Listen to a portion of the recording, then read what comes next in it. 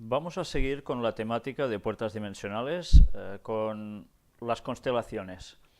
Hoy no vamos a hablar directamente de Orión, pero ya veis que prácticamente las que estamos ya tratando a partir de ahora también nos dan unos mensajes especiales que en definitiva son el Evangelio escrito, el plan de salvación escrito en las estrellas antes de escribirse la propia Biblia. Por eso vamos entendiendo el por qué Satanás conocía los planes de Dios y por qué podía revelar ciertas cosas a sus profetas, entre comillas, para distorsionar precisamente todo este plan de salvación y llevar a la gente al gran engaño. Y esto ha sido así a través de todas las culturas, de todas las épocas. Hoy vamos a tratar especialmente una parte tan solo de esta constelación, la de Virgo.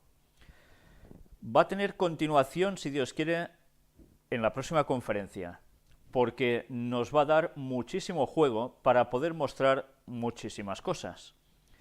Vamos, sin más, directamente a ver cómo el señor Ballinger nos escribe también sobre esta constelación, de la cual nos decía, recordemos, que era considerada la primera de las constelaciones, siguiendo un ciclo como de lectura en el cielo de las 12 constelaciones. Esta sería la primera. Mirad en su libro qué nos dice. Primero nos muestra la imagen, ya veis, es un dibujo sobre el espacio, donde hay las estrellas marcadas que componen principalmente esta constelación. Vemos también la línea eclíptica que pasa en vertical prácticamente. Y no sé si veis que esta figura lleva en sus manos algo, tanto en la derecha como en la izquierda. Mirad qué escribe él al respecto. Nos habla de esta constelación, la del signo de Virgo. Antes nos dice algo interesante. Su primera venida, los sufrimientos de Cristo. El primer libro en el cual él desglosa todo su escrito, se ocupa de la persona, en mayúsculas, de aquel que ha de venir. Cubre todo el terreno e incluye el conflicto y la victoria de la simiente prometida, pero hace un énfasis especial en su primera venida.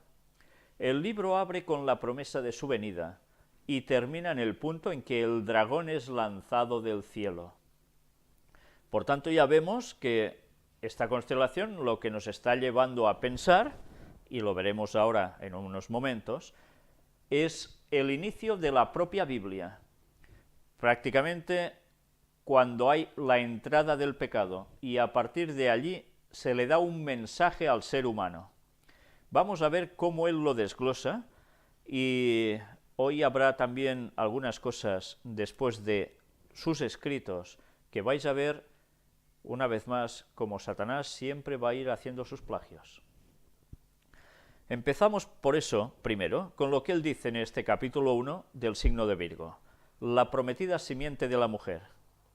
Este es el comienzo de toda profecía, Génesis 3:15, en que se nos habla de la serpiente.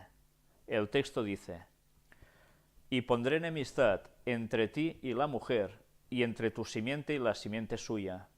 Esta te herirá en la cabeza, y tú la herirás en el talón, o en el calcañar, dependiendo de la versión». Este es el anuncio profético de que la revelación en los cielos y la revelación en el libro, o sea, en la Biblia, las dos están planeadas para desplegarse y desarrollarse. Se halla en la raíz de todas las antiguas tradiciones y mitologías, que no son sino simplemente la deformación y corrupción de la verdad primitiva. Mirad cómo el señor Ballinger se dio cuenta de que Dios había dejado plasmado en su libro del cielo esta gran revelación a través de las estrellas, este mensaje del plan de salvación, también en la Biblia, pero que evidentemente el diablo, que tonto no es, iba a hacer algo, y era influir a las tradiciones y culturas antiguas, mitologías, para que fueran desviando los conceptos que una vez Dios dio al hombre. Por tanto, ese mensaje de salvación iba a quedar totalmente pervertido. Virgo está representada como una mujer con una rama en la mano derecha y algunas espigas de trigo en la mano izquierda. Con ello da doble testimonio del que ha de venir. Ya veréis de la importancia de este sentido del doble. Y no lo vamos a ver hoy en concreto, quizás en una parte sí, pero lo vamos a ver también el próximo día con alguna constelación que tiene que ver plenamente con la de Virgo. Y veremos qué significado tiene todo esto. El nombre de este signo en hebreo es Beulah, que significa una virgen, y en árabe una rama. Las dos palabras están unidas, como en latín Virgo, que significa una virgen, y virga, que significa una rama. Isaías 11:1. Otro nombre es Sumbul, árabe por espiga de trigo. En Génesis 3:15 nos es presentada solo como una mujer, pero en profecías ulteriores su nacionalidad es definida como la del linaje de Israel, la simiente de Abraham, la línea de David, y más adelante se dice que ha de ser una virgen. Estas son dos profecías prominentes de la misma y de su simiente, la una relacionada con la primera venida o encarnación, tal como aparece en Isaías 7:14, y citado en Mateo 1:23, que dice: «He aquí que la Virgen concebirá y dará a luz un hijo, y llamará su nombre Emmanuel». La otra está relacionada con su segunda venida, saltándose los sufrimientos y presente intervalo de rechazo, y mirando al futuro, a su venida en gloria y juicio. Isaías 9, 6 y 7, citado en Lucas 2, 11 y 31, y capítulo 1, 32 y 33, que dice: «Porque un niño nos es nacido, un hijo nos es dado, y el principado sobre su hombro, y se llamará su nombre Admirable, Consejero, Dios fuerte, Padre eterno, Príncipe de paz. Lo dilatado de su imperio y la paz no tendrá límite sobre el trono de David y sobre su reino, para restaurarlo y consolidarlo en juicio y en justicia desde ahora y para siempre. El celo de Jehová de los ejércitos realizará esto». Si nos damos cuenta, la profecía que aparece en Génesis 3:15 es la descripción de un personaje que aparecería en la historia, digo personaje con P mayúscula, o todas las letras en mayúscula, que conseguiría terminar con el dominio de la serpiente, de Satanás. Evidentemente, cuando hace referencia de que sería herido en el calcañar, en el talón, nos damos cuenta de que hay un algo que afecta directamente de Satanás hacia Jesús. Pero ¿termina todo así? No, porque vemos que es herido, pero en cambio él aplasta la cabeza de la serpiente. Termina con Satanás. Evidentemente esto nos lleva directamente al punto en que Jesús aparece por primera vez de un modo manifiesto para todo el mundo en la historia, naciendo en Belén, y después un punto culminante, y es su muerte en la cruz, esa herida que Satanás le inflige. Pero que después no vence, la serpiente no lo termina de matar definitivamente, sino que es él el que aplasta la cabeza de la serpiente. Cristo sí murió en la cruz, pero no quedó en la sepultura para siempre, resucitó. Y esta fue la sentencia del diablo. Después, ¿qué iba a suceder? Pues lo que nos dice todos estos textos, que iremos viendo también, que es que va a volver. Lo hemos visto ya en multitud de temas que hemos presentado ya aquí.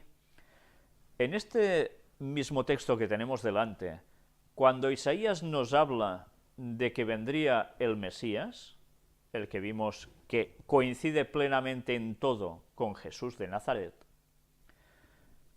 hay un título que no puede pasar desapercibido. Entre admirable consejero, príncipe de paz, hay un título doble, que es Dios fuerte. Por tanto, Jesús era Dios. Y también es llamado Padre Eterno. Mirad que cuando oramos, oramos al Padre, pero a Jesús también se le llama Padre Eterno. Démonos cuenta que en su título, igual al del Padre, nos está diciendo a las claras que Jesús no es inferior al Padre, sino que son iguales, comparten los mismos títulos. Tengamos esto presente para no sacar después malas interpretaciones, como está sucediendo con muchos cristianos más o menos sinceros, de confundir en que Jesús emana del Padre. Esto no es así, son iguales, tienen los mismos atributos. Pues bien, dicho esto, vayamos a profundizar en qué más nos está diciendo Bullinger, que realmente vamos a ver que dice cosas muy interesantes y alguna cosa que también deberemos ir con cuidado a matizar. Es difícil separar la Virgen y sus simientes en la profecía. Así que aquí tenemos primero el signo Virgo, donde el nombre apunta a ella como un personaje prominente, mientras que en la primera de las tres constelaciones de este signo, donde la mujer aparece otra vez, se halla el nombre Coma, apuntando al niño como el personaje principal. Hoy no vamos a hablar de estas tres constelaciones adyacentes a Virgo, pero sí voy a deciros que ya veis que aparece aquí Coma, que es una de estas tres constelaciones, y que nos dice que apunta todo al niño, que es el personaje principal, o sea, al niño Jesús cuando nació. Virgo contiene 110 estrellas, una de primera magnitud, 6 de tercera, 10 de cuarta, etc. Es interesante que contenga 110 estrellas. El número 110 lo podríamos desglosar y nos está dando ya indicios de algo realmente muy divino. Pero bien, como ya hemos hablado a veces de numerología y ya seguiremos hablando más sobre ello, vamos a más cosas. Arato canta de las mismas. Debajo de Bootes y a sus pies busca a la Virgen, que lleva en su mano una espiga brillante. De Bootes también vamos a hablar, pero no hoy. Sobre su espalda gira una estrella, a su derecha de gran brillo. Rueda bajo su cola y puede compararse con las estrellas más brillantes de la Osa Mayor. Sobre su hombro hay una estrella brillante, una en la hebilla de su cinturón sobre sus lomos, otra en su rodilla, y en su mano brilla la dorada espiga de trigo. De modo que la estrella más brillante en Virgo tiene nombre antiguo, transmitido a nosotros en todos los mapas de estrellas, en que se preserva la palabra hebrea Tsemek. Es llamada en árabe al-Zimak, que significa la rama. Esta estrella se halla en las espigas de trigo que sostiene con su mano izquierda. De aquí que la estrella tiene en latín moderno un nombre que casi ha subsistido al antiguo, espica, que significa espiga de trigo. Pero esto esconde la gran verdad revelada por su nombre al-Zimak. Predecía la venida de aquel que llevaría su nombre. La misma divina inspiración ha conectado su nombre 4 veces con él en la revelación escrita. Hay 20 palabras hebreas traducidas como rama, pero solo uno de ellos, Temek, es usado exclusivamente del Mesías, y esta palabra se usa solo 4 veces. Cada una de estas 4 le pone en contacto con una noticia o aspecto especial sobre él dado en los Evangelios. El primer lugar es en Jeremías, capítulo 23, versículos 5 y 6. He aquí que vienen días, dice Jehová, en que levantaré a David un renuevo justo, y reinará como rey. Mirad el paralelismo entre el significado del nombre de las estrellas y lo que nos dice el texto bíblico. Por tanto, vemos como los dos libros, el del cielo y el de la tierra, andan a la par. El relato de su venida como rey está descrito en el Evangelio según Mateo, donde Jehová dice a Israel: «He aquí tu rey». Cita Zacarías 9:9 y Mateo 21:9. En el segundo apartado donde aparece es en Zacarías 3:8, donde dice: «He aquí que yo traigo a mi siervo el retoño». En el Evangelio según Marcos encontramos el relato del siervo de Jehová y su servicio, y oímos la voz de Jehová diciendo: «He aquí mi siervo», en Isaías 42:1. El tercer lugar: «Así dice Jehová de los ejércitos», en Zacarías 6:12. «He aquí el varón cuyo nombre es el retoño». En el Evangelio según Lucas le contemplamos presentando como el hombre Cristo Jesús. Ya veis cómo las palabras son muy claras y cómo se aplican directamente sobre él. Y en el cuarto lugar, Isaías 4:2 dice: «En aquel día el renuevo de Jehová será para hermosura y gloria». De modo que esta rama, este hijo, es el mismo Jehová. Y cuando leemos el relato de Juan, oímos la voz del cielo que dice: «Ved aquí a vuestro Dios», tal como aparece en Isaías 40:9. Démonos cuenta también cómo este autor indica a través de estos textos que Jesucristo, el Hijo de Dios, es el mismo Jehová, que tantas veces aparece también en el Antiguo Testamento. Hay alguna religión que creen que cuando aparece Jehová en el Antiguo Testamento no hace referencia a Jesús antes de nacer. Y efectivamente, el Jehová que suele estar entre apariciones a los hombres, se revela de algún modo en el Antiguo Testamento, es el mismo Jesús. Esta es la rama o retoño profetizado por la estrella Alcimac en la espiga de trigo. La estrella beta se llama Zabillabej, que significa la gloriosamente hermosa, como en Isaías 4:2. La estrella en el brazo que lleva la rama se llama Almuredín, que significa que descenderá, como en el Salmo 72:8, o que tendrá dominio.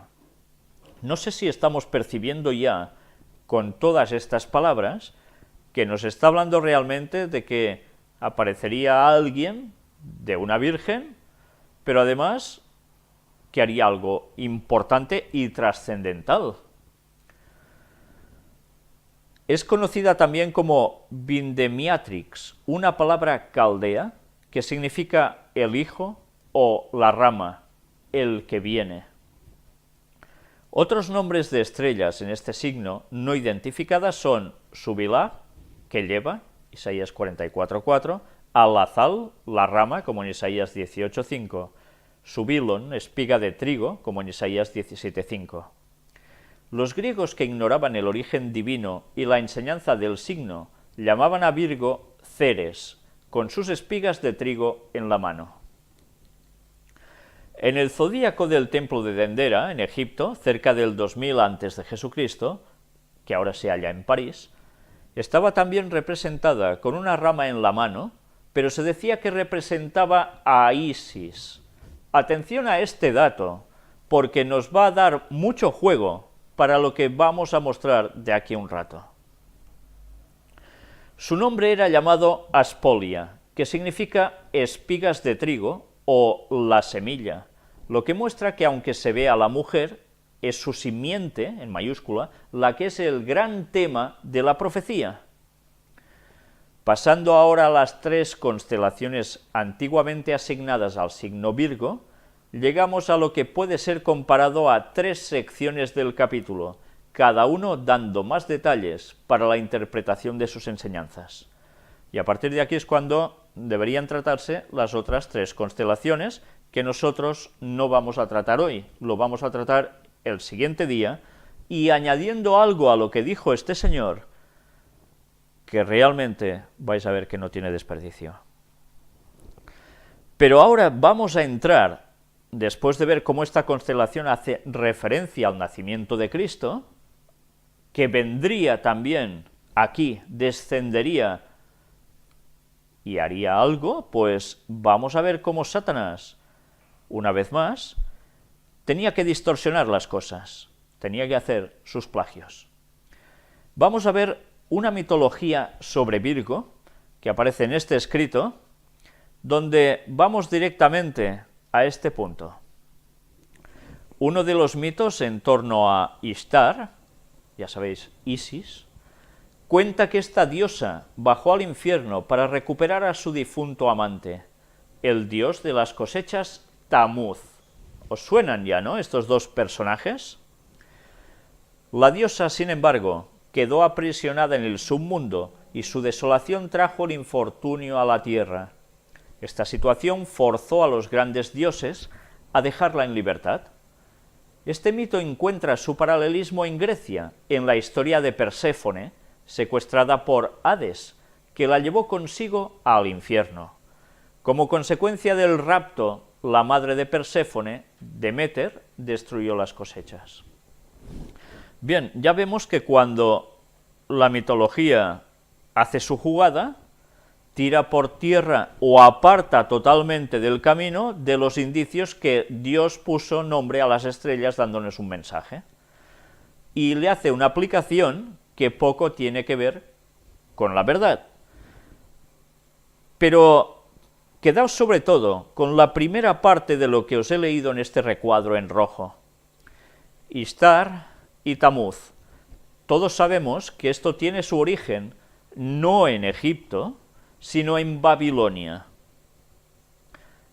Y que desde allí, cuando el ser humano fue desde la Torre de Babel esparcido por todo el mundo, llevaron consigo este mismo pensamiento, que evidentemente Satanás se encargó de difundirles, y de qué modo, fue llevado a todos los países actuales del mundo, antes de ser ya países así, o sea, por toda la tierra, y toda la tierra participaba de unos mismos cultos paganos.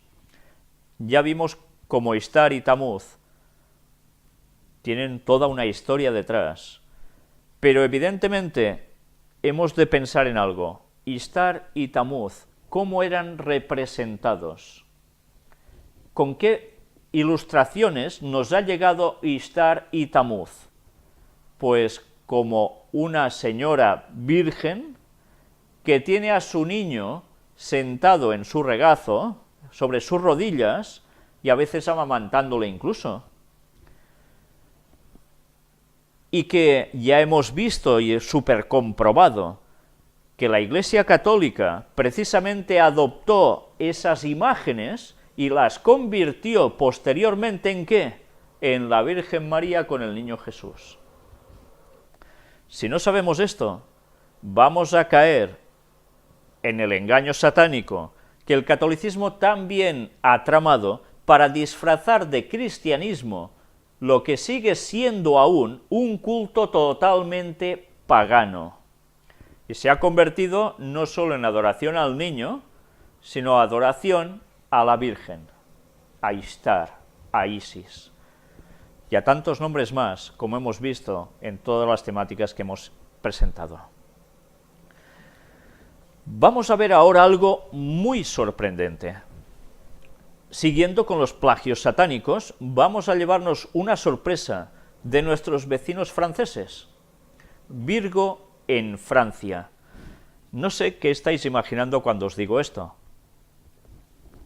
pero desde luego vamos a ver algo basado en este escrito, que os lo voy a leer entero, porque vais a daros cuenta de cómo desde hace no un año, ni dos, ni tres, ni de la época medieval, sino mucho antes, el diablo sabía muchas cosas y puso ciertos puntos estratégicos en este mundo para copiar las cosas de Dios.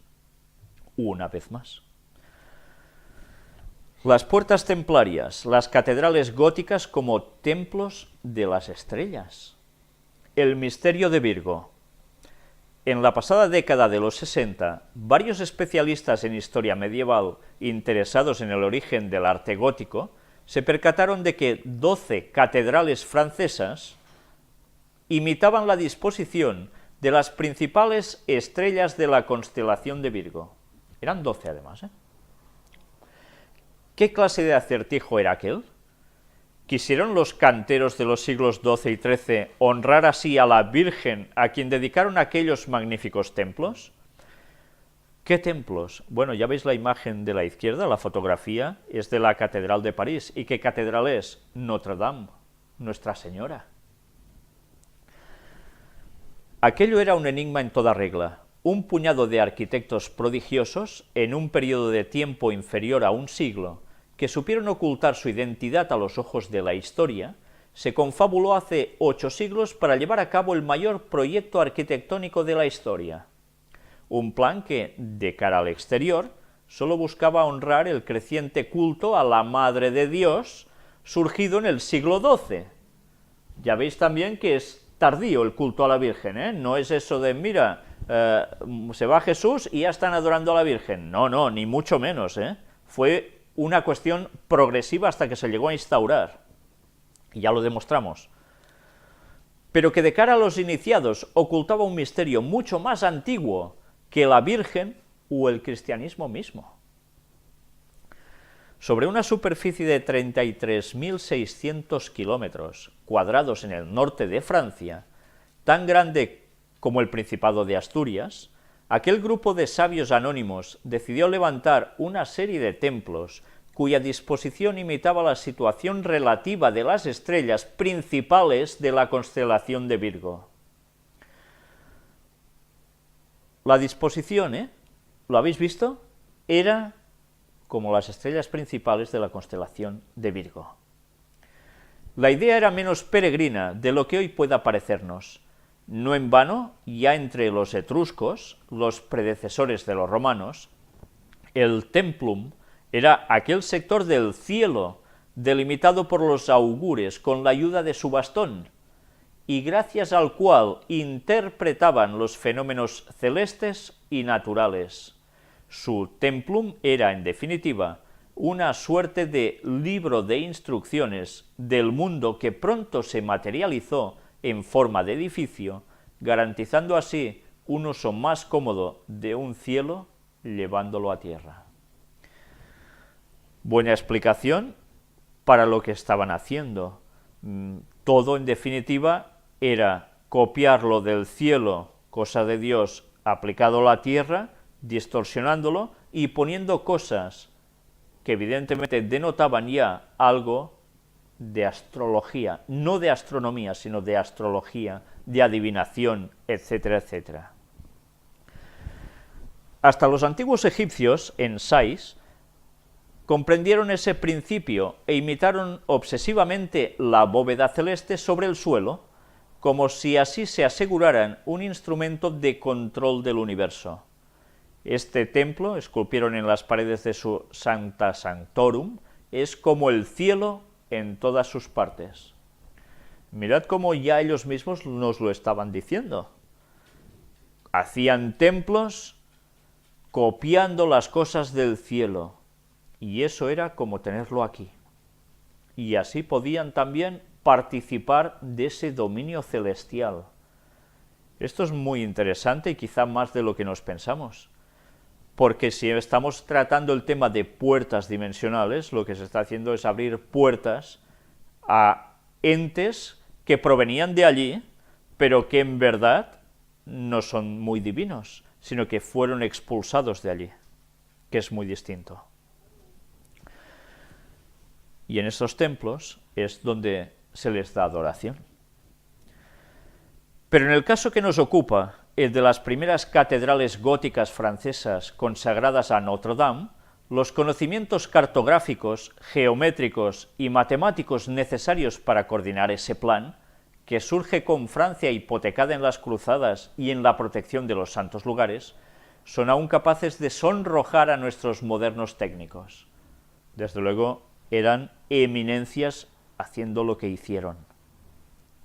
A fin de cuentas, ¿quién o quiénes podrían haber sido capaces hace 8 siglos de orquestar unas obras públicas tan compactas e imprimirles un carácter astronómico del que solo recientemente hemos sido conscientes? ¿Y cómo lo hicieron sin el concurso de teodolitos o mapas precisos del territorio francés? Es algo a tener en cuenta, ¿eh? El primero en denunciar la existencia de este proyecto celestial fue un misterioso escritor llamado Louis Charpentier, Luis el Carpintero, en su libro El enigma de la Catedral de Chartres. No obstante, otros autores más modernos, como Maurice Guindon y Béatrice Lang, describieron aún más elocuentemente que Charpentier el secreto que nos ocupa. Existen 11 Notre-Dame, afirman en su ensayo La cuna de las catedrales. Una, San Gervasio y San Protasio, después Notre-Dame.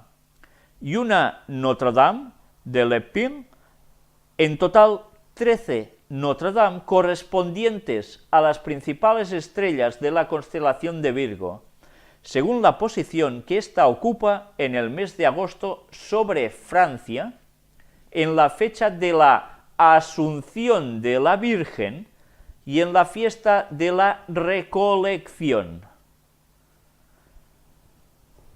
Por tanto, coinciden cuando en agosto la constelación de Virgo está sobre el cielo de Francia y además en la fecha de la Asunción de la Virgen, declarado así por la Iglesia Católica, que evidentemente, para que coincida con lo que ellos hicieron, de algo anterior proviene, y es precisamente lo que luego nos dice, la fiesta de la recolección. Fiestas que tenían las facultades de dar gracias por la recolección de la campiña. Y todo esto eran ofrendas que se daban, como también hacían los judíos, por parte de Dios, pero evidentemente nada que ver con dar las gracias a Dios, sino que era dar las gracias, y de qué modos tan extraños, precisamente, por decirlo de un modo suave, a divinidades paganas. Como siempre, Satanás copia las cosas de Dios y las lleva a su terreno. Los judíos hacían lo que Dios dijo que debían hacer. Satanás ideó fiestas parecidas, pero para llevarlo todo a otro lugar. La parte principal de esta constelación se llama la Espiga y domina en el cielo encima de Chartres, capital de Le Vos. Sorprendentemente, ninguno de estos autores abunda en el posible origen de esa planificación, ni se cuestiona en profundidad para qué se decidió llevar adelante un proyecto de esta envergadura. Una empresa que, dicho sea de paso, obligó a aquellos sabios discretos a edificar un templo gótico impresionante como el de Notre-Dame de Lepine, relativamente lejos de cualquier núcleo poblado de importancia, solo porque, según deduce Charpentier, una estrella de la constelación cerca de Spica, espina de Virgo, tendría su correspondencia en esa curiosa Notre-Dame de Lepine, o de Lepine, o de Lepine, para que me entendáis. Solo por una estrella fueron capaces de ir a un lugar que estaba prácticamente sin ningún núcleo poblado para hacer una construcción allí. ¿No es un capricho extraño? La tradición sostiene que el nombre de Espina le viene dado a ese lugar por el hallazgo que un pastor del 1400 hizo de una estatua de la Virgen en medio de un zarzal.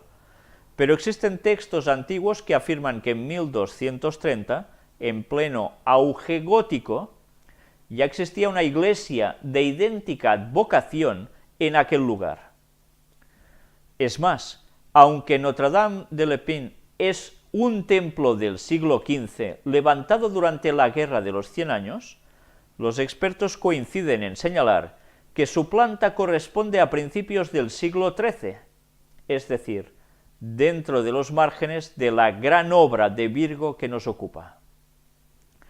Ya nos estamos dando cuenta de que había la época gótica, y ya sabemos que la época gótica utilizó en sus construcciones toda la numerología posible, toda la cuestión astrológica posible, todos los conocimientos ocultos para dar ciertos mensajes, pero además lo hacían en ciertos lugares muy concretos, y en este caso ya vemos que antiguamente había ya algo en ese suelo.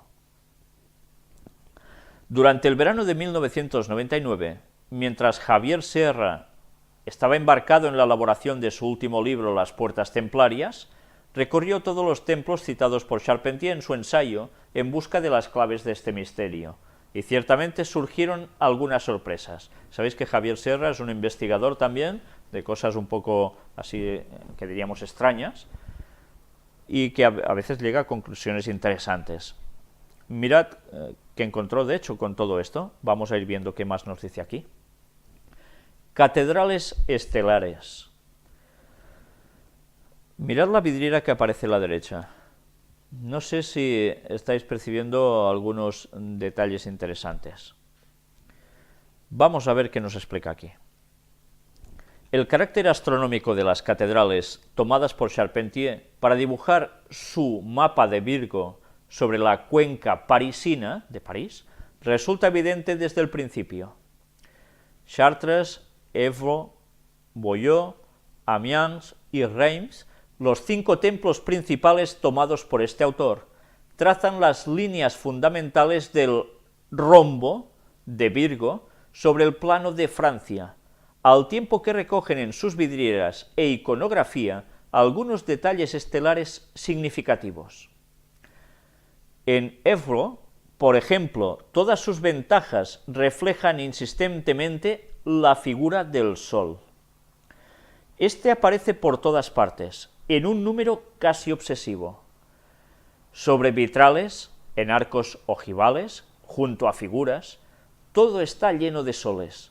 Por si fuera poco, en el crucero que existe frente a la puerta principal, en la capilla de San Sebastián, así como en algunas vidrieras, se representa la imagen del peregrino compostelano, en clara alusión al camino, que según una extendida tradición medieval, era a su vez el reflejo terrestre de la Vía Láctea que guiaba a los fieles hasta Compostela, el campo de la estrella, según su etimología más aceptada.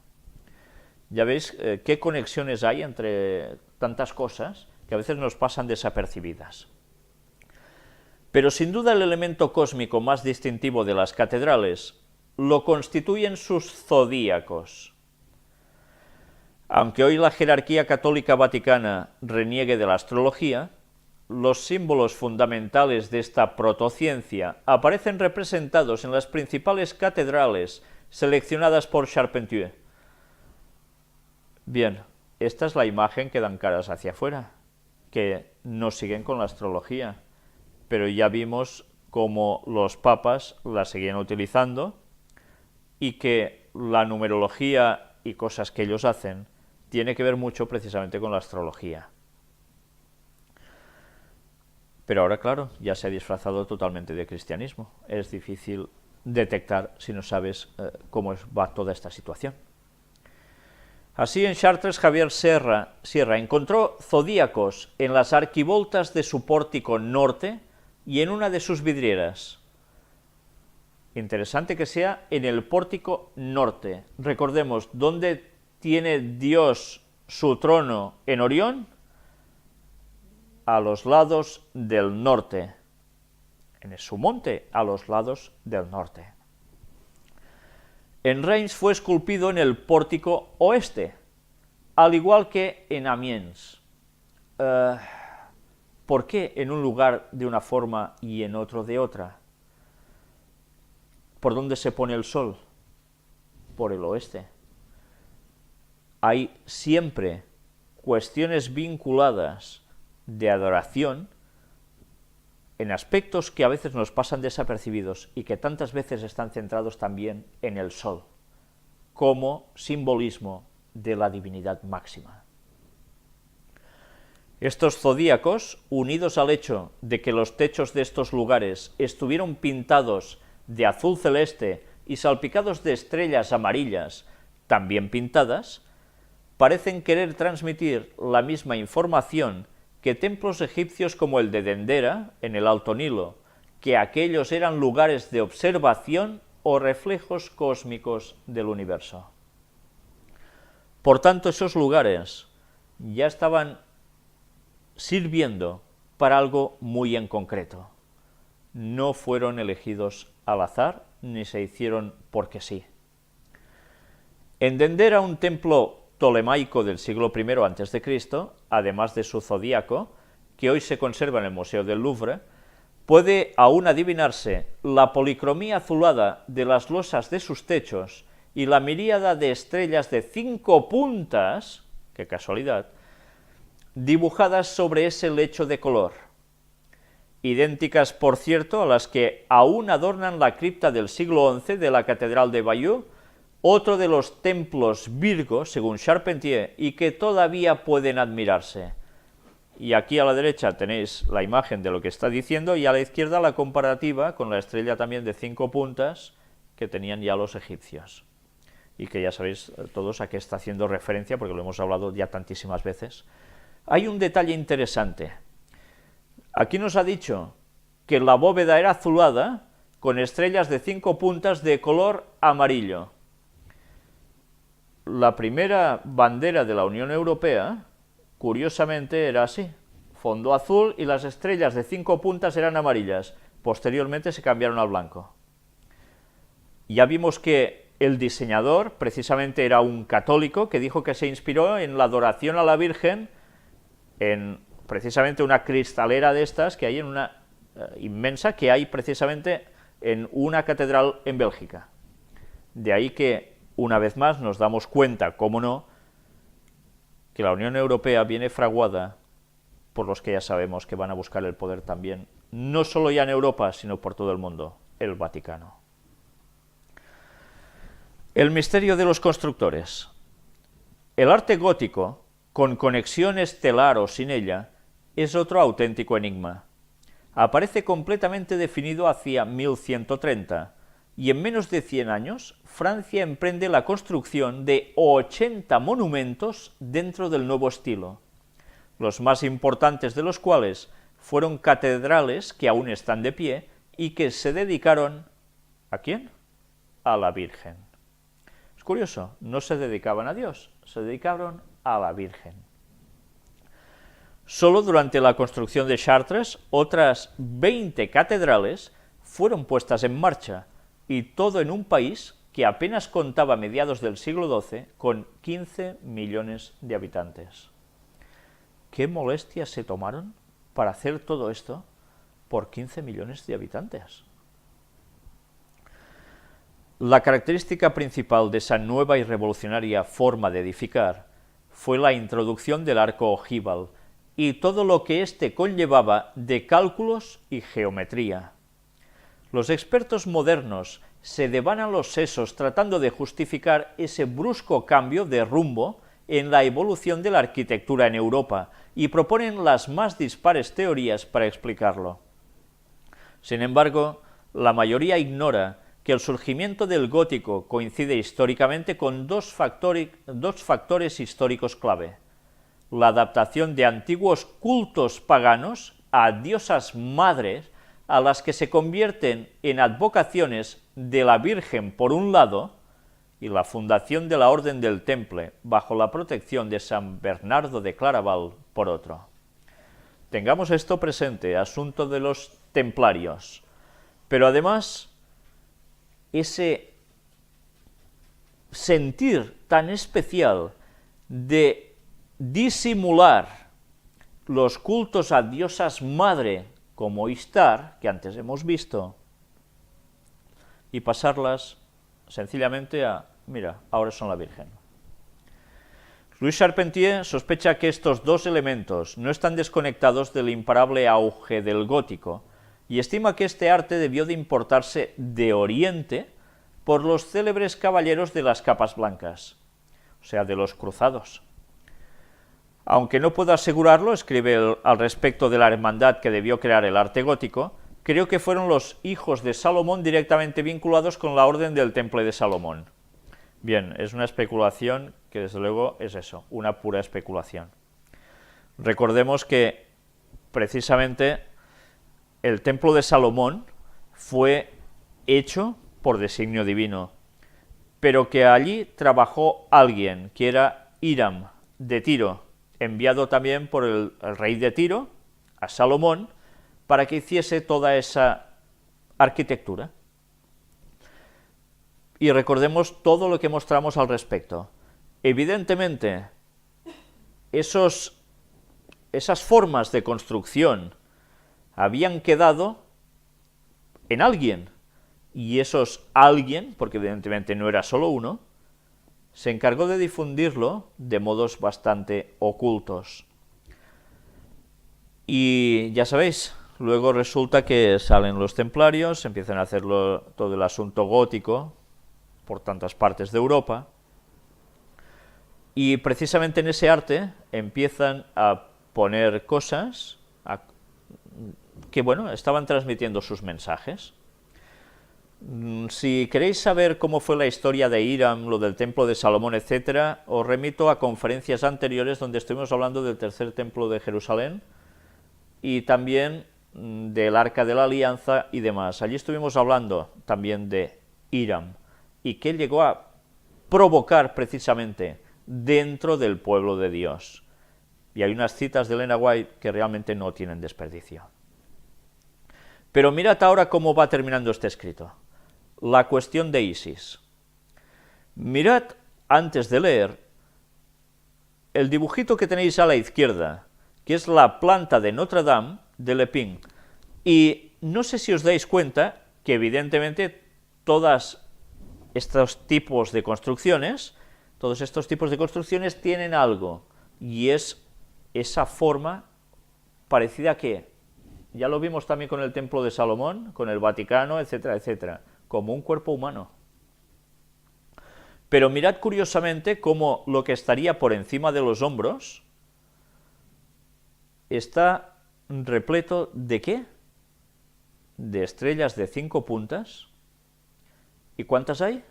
1, 2, 3, 4, 5, y la del medio 6. 6 estrellas de 5 puntas. El 6 es el número asignado al hombre, el número que termina siendo la imperfección. Le falta uno para el 7, para conjuntarse con Dios. Pues bien, la estrella de 5 puntas ya estuvimos hablando desde la conferencia número 1 qué significaba, pero que es utilizado en la adoración también, precisamente ¿a quién? Pues a las cosas satánicas y a la Virgen y tantas cosas más. Lo que Charpentier no desvela, ni siquiera insinúa, son las tremendas conexiones egipcias de este asunto.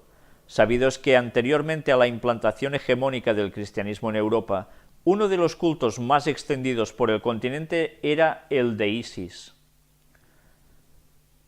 Se adoraba prácticamente por toda Europa a Isis, pero cuidado, a Isis bajo distintos nombres, dependiendo de los lugares.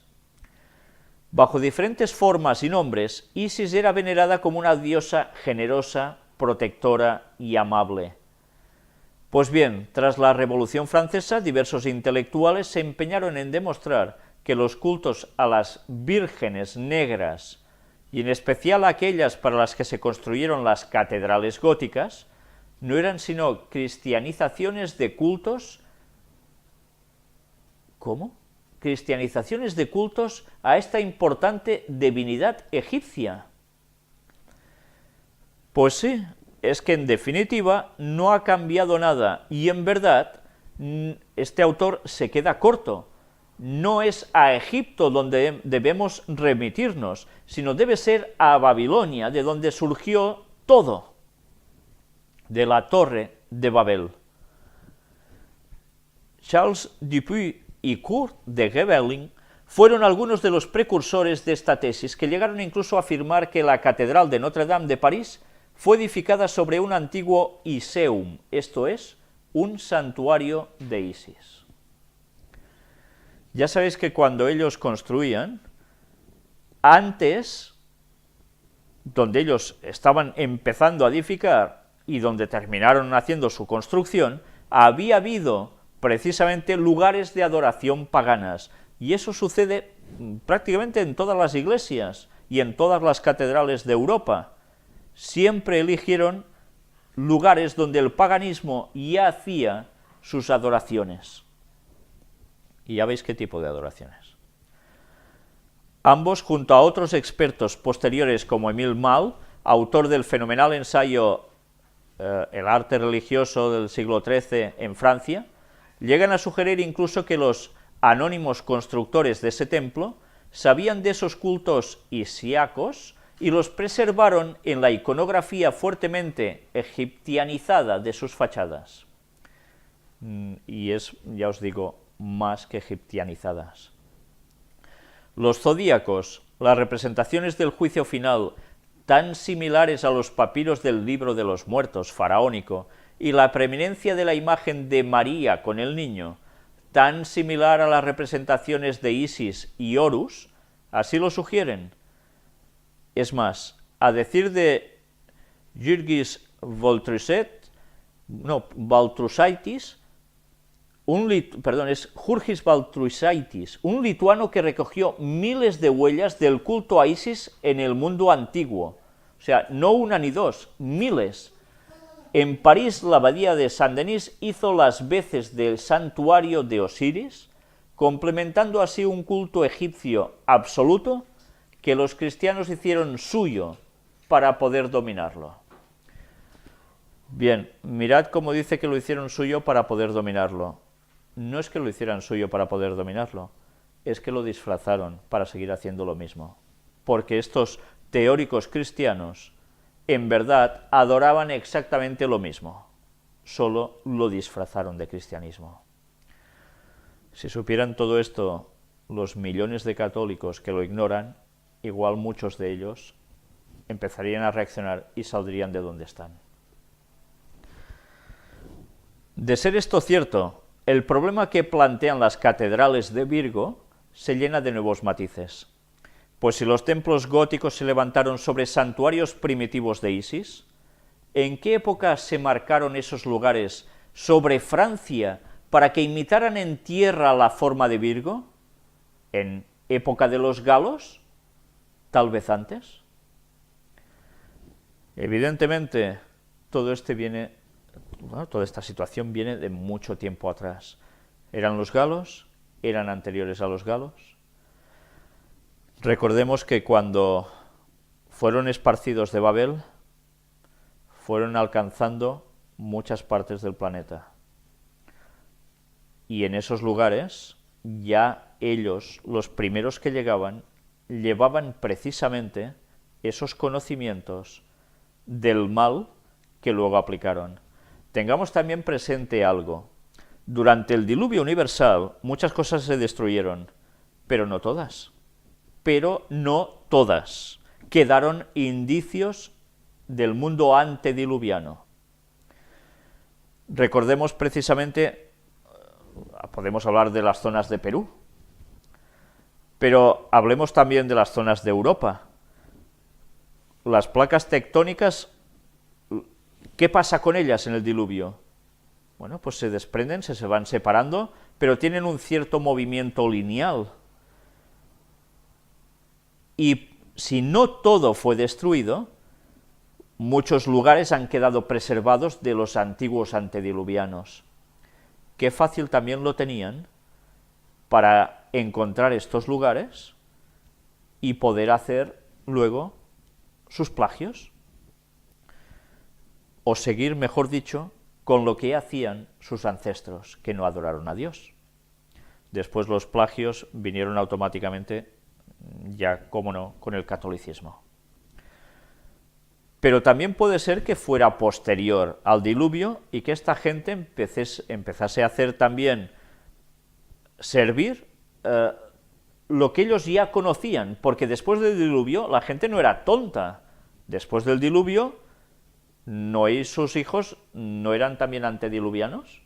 Claro, tenían todos esos conocimientos. Y como no eran tontos, evidentemente también esos conocimientos se fueron postergando entre los nietos de Noé, y así sucesivamente. Luego con el tiempo unos lo perdieron, otros lo conservaron. ¿Fueron ellos quizás los que marcaron estos lugares? Nosotros no podemos decir a ciencia cierta, ha sido esto o ha sido lo otro. Pero lo que está claro es que antes de las catedrales, el paganismo, de a saber de qué antigüedad, si antes o después del diluvio, ya tenía enclaves marcando ciertas cosas. Y ellos lo aprovecharon a la perfección. Todo esto no puede menos que recordarnos las teorías del ingeniero Robert Bauval sobre la disposición de las pirámides de Gizeh, imitando la alineación de las estrellas del cinturón de Orión. Ya lo vimos. Si esa idea de imitar abajo lo que está arriba fue desarrollada por los antiguos egipcios, ¿acaso fueron estos los que la exportaron a Francia en época remota? Bueno, claro, ellos, fijaos que se centran básicamente en los egipcios, no van más allá, pero aquí suelta la pregunta.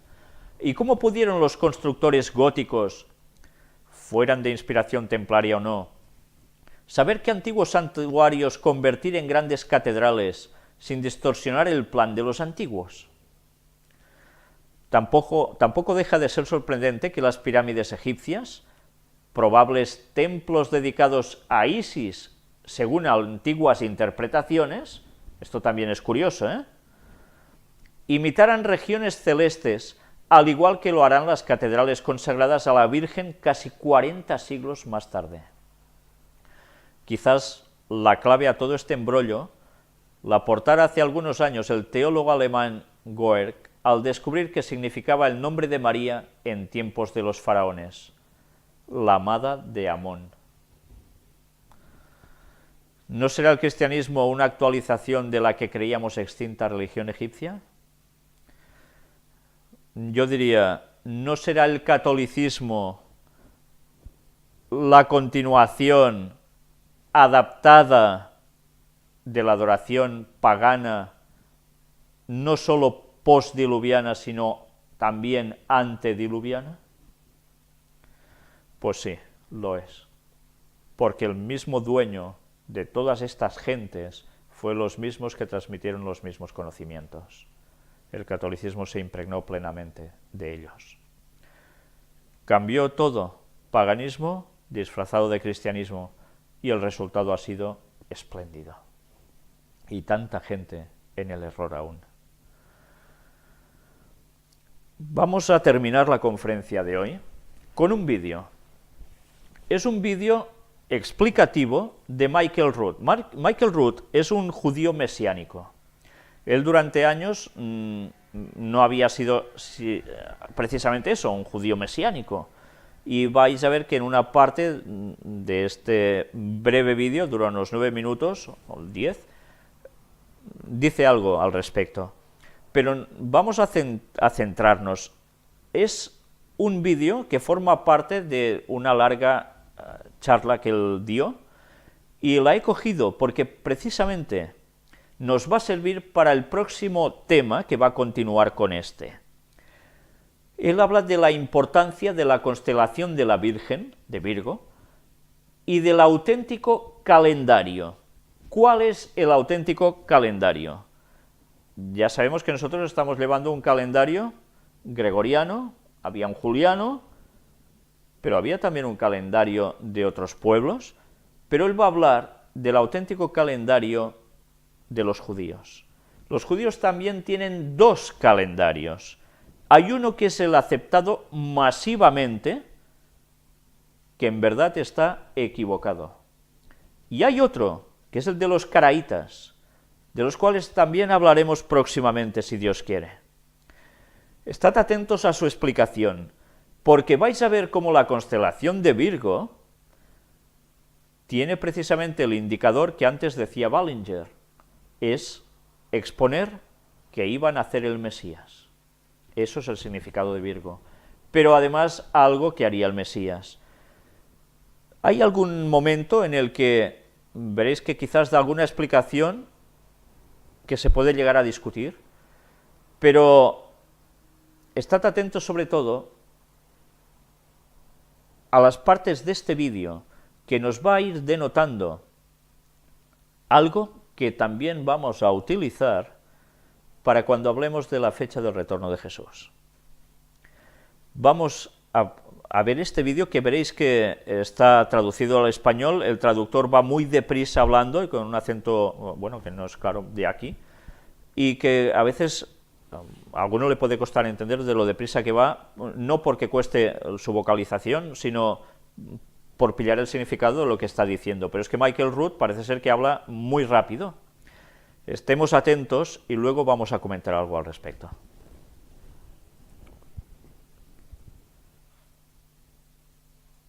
Tiene que llamar a Dionne Warwick y su línea psíquica caliente. Pero como los adivinadores que trabajaban para Dionne averiguaron un día que se prestaron a trabajar y se encontraron las puertas con llave, su negocio había quebrado y nadie lo vio venir. Por eso creo que sus posibilidades de averiguar algo llamado a una línea psíquica son completamente nulas. Ahora vemos que hay señales en el firmamento, y solo quisiera darles un ejemplo muy breve, como se lee en Apocalipsis 12:1. Apareció en el cielo una gran señal, una mujer vestida del sol, con la luna debajo de sus pies y sobre su cabeza una corona de 12 estrellas. Estaba encinta, gritaba con dolor de parto, en angustia del alumbramiento. Ella dio a luz un hijo varón que va a regir todas las naciones con varas de hierro. Esta constelación de la que se habla allí no es Virgo, como se conoce en Occidente, sino Betula, que en el hebreo quiere decir virgen. En la mano izquierda de la Virgen está una estrella que se llama Semak en hebreo, y esa palabra es usada 5 veces por los profetas hebreos, cada vez refiriéndose al Mesías, y por eso aparece en letras mayúsculas R-A-M-A, porque los traductores reconocían que se refería al Mesías.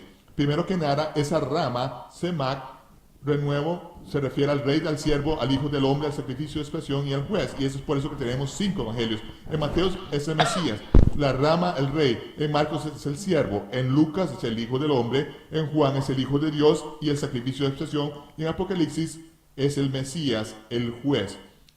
Y cada una de esas estrellas hablan de la venida del Mesías. Y así fue como el primero de Tishri del año 3999, cuando el sol se ponía y Betula aún estaba vestida con el sol. Ahí fue cuando el primer rayo de luna nueva apareció bajo sus pies. Eso indicaba que era el primero de Tishri, un día santo, el día de trompetas, cuando se hacen los anuncios no solo en los cielos, sino en la tierra.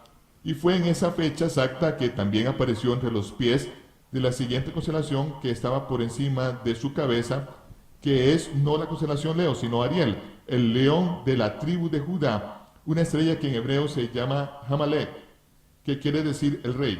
Y así como Jacob le dijo a su hijo Judá que el cetro, la soberanía, no se apartaría de entre los pies de Judá hasta que viniera el Mesías.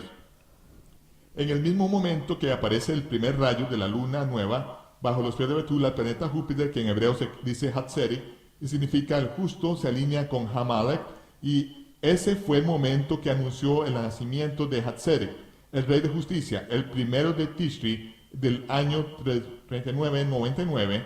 Esa era la gran señal en los cielos que los astrónomos caldeos habían estado buscando por más de 500 años. Daniel, quien fue un eunuco en la corte de Nabucodonosor en Babilonia, estaba a cargo de todos los astrónomos caldeos durante más de 60 años de su vida. Sabía cuándo iba a venir el Mesías, conocía la trayectoria de las estrellas en el cielo y conocía la señal que anunciaría el nacimiento del Mesías. Y él, quien no tuvo descendencia porque era eunuco, siendo uno de los hombres más ricos del imperio de los caldeos, convertido en un gran hombre y el presidente durante 3 reyes, antes de morir tomó todas sus riquezas y las puso en las manos de los astrónomos caldeos que eran judíos y les dijo: ustedes estudian las estrellas, observen los cielos, y cuando vean estas grandes señales en el cielo, yo quiero que lleven mi tesoro y lo depositen a los pies de mi Señor. 500 años después, Esos astrónomos caldeos que eran judíos vinieron a Jerusalén y dijeron, hemos venido a adorar a quien ha nacido el rey de los judíos. Hemos visto su estrella y hemos venido a adorarlo. Esa es la señal que está en el cielo. Y así es como Dios comienza su historia, que sean por señales, para estaciones, para días y para años. Vemos la manera en que Dios reconoce el tiempo. Los días y los años son para Dios como los engranajes de un reloj. Todos se mueven a diferentes velocidades, todos se interrelacionan en maneras diferentes, pero aún así marcan el tiempo. Y lo entendemos así. Dios puso estas señales en los cielos para reconocer el tiempo. Por ese motivo, el calendario hebreo bíblico es diferente del calendario moderno judío. El calendario moderno judío estaba basado en los cálculos matemáticos del rabino Hillel II del siglo IV. Con Israel esparcido por 3 continentes, ya no fue práctico ni tampoco posible mantener con exactitud el reconocimiento del tiempo de Dios como se había estado haciendo por siglos. Entonces Hillel hizo calculaciones para poder determinar cuándo caían las fiestas para que todo el pueblo de Dios pudiera celebrarlas en el mismo día. Ahora, después de 1700 años, nos damos cuenta que sus cálculos no eran suficientemente exactos para mantener el calendario alineado. Y esa es la razón de por qué si celebramos las fiestas de acuerdo con el calendario judío, las estamos celebrando en el día equivocado 60% de las veces. Eso se debe a que ese calendario no se ha sincronizado con el tiempo original de Dios. Ahora que estamos de regreso en la tierra de Israel, ya no hay motivo para no regresar a la manera original de reconocer el tiempo. Y para hacer esto, primero que nada, necesitamos entender lo que dice Génesis 1:4, cuando empiezan los días de acuerdo con el tiempo de Dios. A la puesta del sol. Al atardecer es cuando comienza el nuevo día. ¿Qué hora es el atardecer? Cuando el sol se pone. Muchas gracias. Ahora, ¿y cuándo comienza la semana? Primero que nada tenemos que determinar cuándo empieza el Shabbat. Y en nuestra cultura sería de la puesta del sol del día viernes hasta la puesta del sol del sábado. Ese es el Shabbat. Al final del Shabbat, cuando se pone el sol, ese es el primer día de la semana. Así es como se determina. Es muy claro que se lee en los Hechos de los Apóstoles Judíos. Ahí vemos cómo los discípulos se reunieron temprano el primer día de la semana a compartir el pan. Y conforme Pablo empezó a enseñar, se extendió hasta la medianoche y un joven que escuchaba se cayó de una ventana y murió. No porque la enseñanza fuera tan mala, simplemente se quedó dormido. Pero cuando salieron y le ministraron, resucitó de entre los muertos y todo el mundo quedó tan entusiasmado que nadie se fue a dormir esa noche. Y cuando salió el sol, Shaul salió en su siguiente viaje. Todos los demás se fueron a trabajar como de costumbre. En nuestra cultura, cuando oímos temprano el primer día de la semana, lo primero que se nos viene a la mente es que fue levantar un domingo en la mañana. Solamente una mentalidad gentil occidental. Temprano el primer día de la semana se reunieron a partir del pan. Ellos hacían lo mismo que todavía hacemos en Jerusalén. Es la tercera comida del Shabbat. Después de pasarnos el día entero estudiando las escrituras y descansando, salimos de nuestras casas y vamos a reunirnos con una comunidad más grande de creyentes. Nos sentamos alrededor de una mesa y todos traen comida para compartir. Todo el mundo tiene un himno, todos tienen una comida, todos tienen una revelación. No vas a creer lo que el Señor me mostró hoy. Y es tan emocionante que aún hoy en día hacemos esto en Israel. Entre los judíos ortodoxos, los carolitas, los mesiánicos, aún se hace hasta el día de hoy. Y ¿saben una cosa? Hacemos todo lo posible para alargar el sábado, el mayor tiempo posible. Es común regresar a la casa a las 2 o 3 de la mañana para disfrutar del sábado. ¿Saben? Algunas personas a veces me preguntan, ¿tenemos que guardar el sábado? Un momento, no han entendido por Dios, pero si hacemos todo lo posible para alargarlo, Dios hizo ese día para nosotros, ese día de la semana, que prometió que cuando se pone el sol el viernes podemos decir al mundo que simplemente se queden con sus problemas porque lo van a tener hasta el final del sábado. Y nos tomamos todo el día porque Dios dice que si lo guardamos va a asegurarse que tengamos todo lo que necesitamos en la vida. Y es verdad, yo no lo guardé durante gran parte de mi vida, pero es su provisión. Así vemos cómo empiezan las semanas. Al final del Shabbat, cuando el sol se oculta, ahí es cuando comienza la semana. Y ahora, ¿cuándo comienzan los meses? Los meses empiezan cuando aparece el primer rayo de la luna nueva. Ese es el comienzo del mes. Claro, sabemos que la luna llega a su plenitud a la mitad del mes y después comienza a disminuir hasta que desaparece. Después, cuando aparece el primer rayo de la luna nueva, se inicia otro mes. Lo siguiente es lo que ocurría antes de la destrucción de Jerusalén. Hay hombres en los alrededores de Jerusalén cuando la luna se ha ocultado. Ahora, están observando, justo cuando el sol se está ocultando, observan el horizonte para ver el primer rayo de la luna nueva. cuando han divisado la luna nueva, entonces algunos hombres de Jerusalén y sus alrededores suben al monte del templo y llaman al guarda del templo y dicen, hemos visto la luna nueva. El guarda del templo baja, se va, al menos que haya 2 testigos, y va y busca un miembro del Sanedrín, los ancianos de Israel. Y él baja y entrevista a estos hombres, y cuando ha verificado 2 avistamientos, entonces sube al monte del templo, reúne a todos los ancianos en la sala de la piedra que está a un lado del templo. Entonces avisan al Cohen Gadol, el sumo sacerdote, y dice, tenemos 2 hombres que han visto la luna nueva. El sumo sacerdote se para en lo más alto del monte del templo, en lo más alto del monte del templo, y llama a los testigos y les dice, suban aquí, suban aquí. Y esos 2 testigos suben al monte del templo y comparecen ante los ancianos y el sumo sacerdote declarando su detención de la luna nueva, y tan pronto los 2 testigos dan su testimonio concurrente, el sumo sacerdote ordena, suenen las trompetas, y las trompetas se oyen desde lo alto del monte del templo. Entonces más abajo en el valle de Etiopía, arriba en el monte de Sión, tienen la leña amontonada, le prenden fuego y sube una columna de fuego y una nube de humo sube por el aire, luego se envía la señal desde Beit Karen hasta Tec.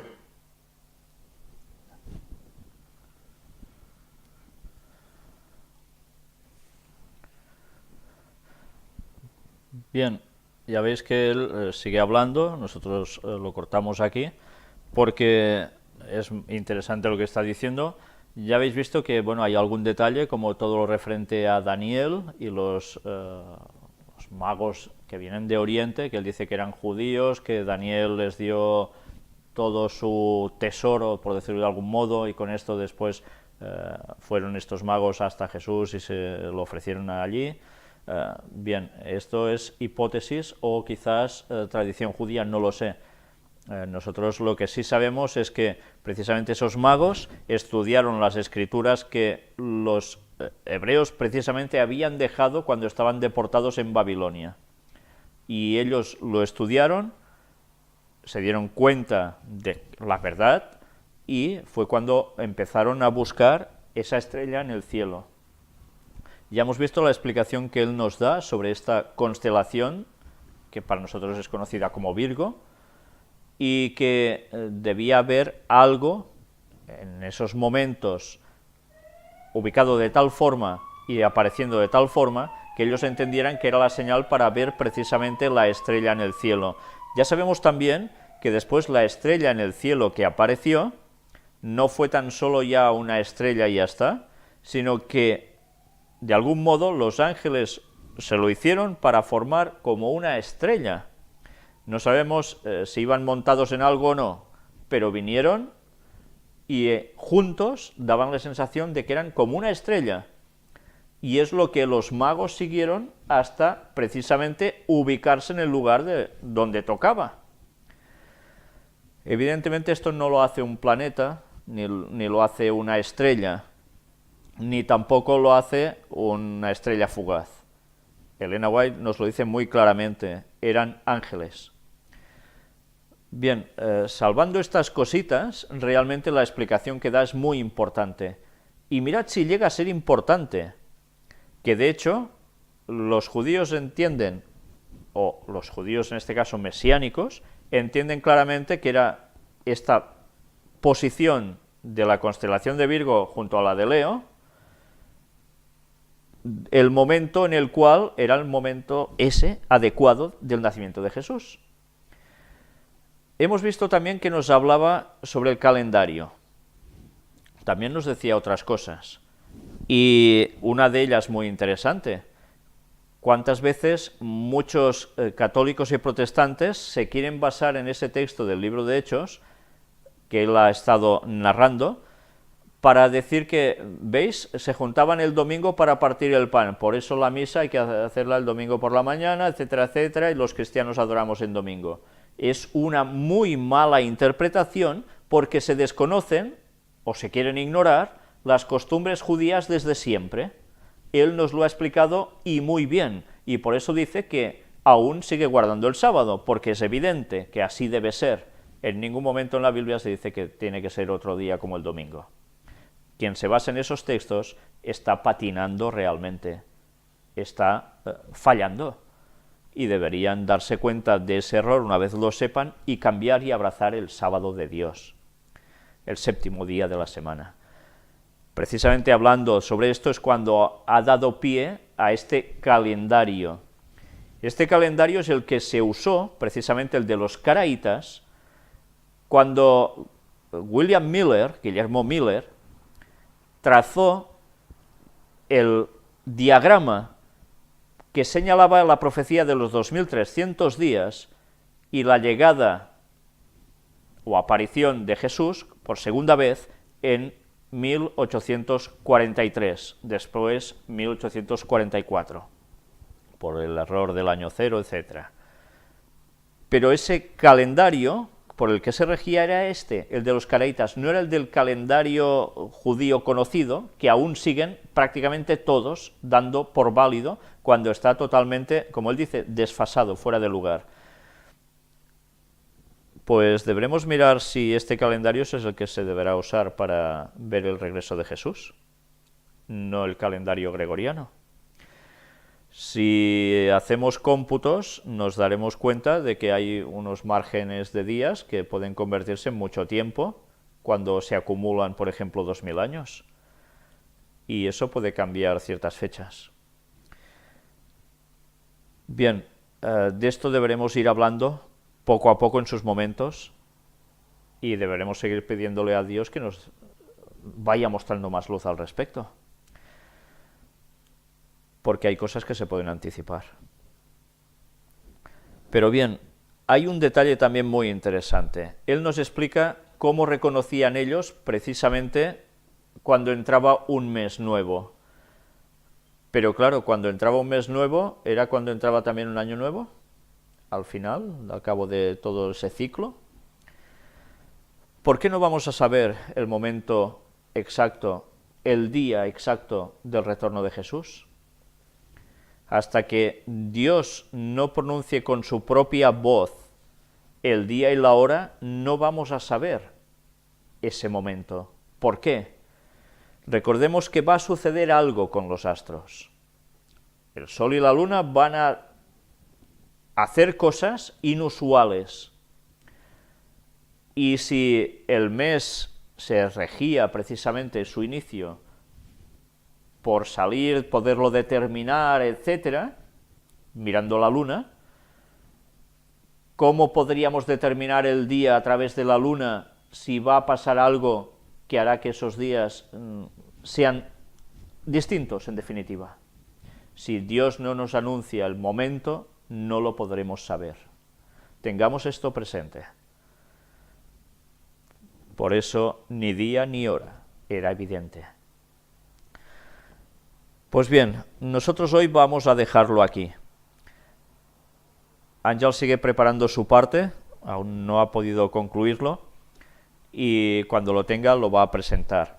Nosotros vamos a seguir el próximo día, si Dios quiere, con esta temática, y vamos a decir algo al respecto sobre una de esas 3 constelaciones asociadas a Virgo especialmente, que creo que cuando Ángel lo vea, verá una vez más también una sorpresa de qué relación guarda todo lo que venimos presentando con las temáticas que hemos estado tratando también en otros momentos.